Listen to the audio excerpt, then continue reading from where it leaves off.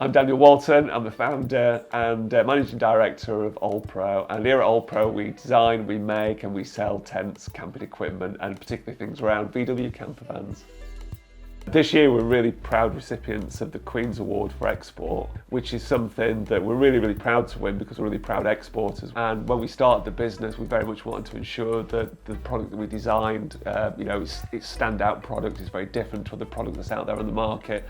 We wanted to make sure it was available not just within the UK, but all around the world. And I suppose actually at the start, some of that was almost like a vanity thing. You wanted to make sure that, people, if you look at other great brands, they're not just available in the country, they were created.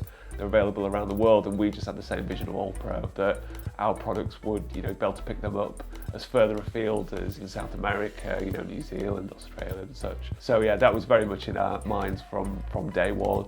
And even when we went onto our first marketplaces, when we started selling through places like Amazon, we would never just sign up for Amazon in the UK, we'd sign up for Amazon in India, obviously Amazon USA as well. In terms of when we first started with export, the things that we really had to look at were obviously logistics. So in terms of the product was here in the UK, how we would get it from the UK to other countries, that was definitely a big consideration for us.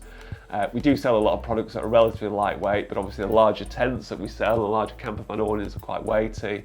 So that was definitely a consideration. We also had to consider language, obviously the language which we were going to be selling in, but also the packaging and everything that comes with that. And the first port of call for us was through the Chamber of Commerce, was the Department of International Trade. And we had a good conversation with them over a period of time about the available markets and what would work for us. We did some analysis work with them, and we started to develop our website presence in other countries as well, which again was a lot. I mean, there are challenges in everything you do, but I would say that element of it was actually easier than we thought it was going to be. There are plenty of companies out there you can work with. One of the biggest things we sort of took away very early on is, which I think is really important, is that, and it sounds weird to say it really, but not to expect to make money early days, to reinvest in what you're doing. So our process was very much working through marketplaces. And it's a process we still use now. When we enter a new market, we enter through a marketplace. So we establish ourselves as being available in that country first and foremost. And then we sort of trigger two things. As soon as we start to make money, we reinvest that into Google AdWords, we invest it back into, obviously, into social media as well. So we have specific social media pages in some countries, but we reinvest back into that. And then we start guiding people towards a website. And it's at that point, really, we start to make money.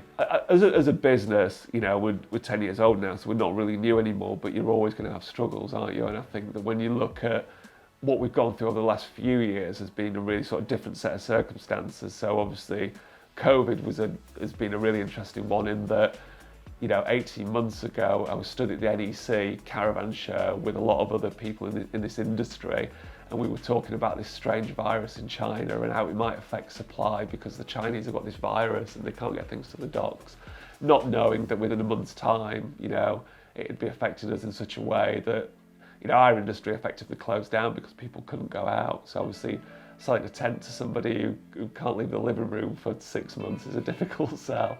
But we obviously came through that. Kind of situations kind of led to, it has been a difficulty around supply. The kind of initial issue that we thought might be an issue is now an issue, and we're having difficulty getting stock into the country. So demand for our product is outstripping the current supply. And then Brexit itself has kind of been an issue, but also has kind of led us to reevaluate some things and sort of question whether what we've done in the past has been worthwhile. And the overwhelming answer has been yes, it has. From a business point of view, it would have been easier had it not happened and we'd not had to go through the process of doing this, but we have gone through the process of doing it. And I think we probably value it even more now because we've done all the work. The biggest learning curve, and I would say to anybody, is if you really want to make it, and the world is a big place, it's a massive opportunity, it's worthwhile doing, then do it through, initially not expecting to make money, but to reinvest.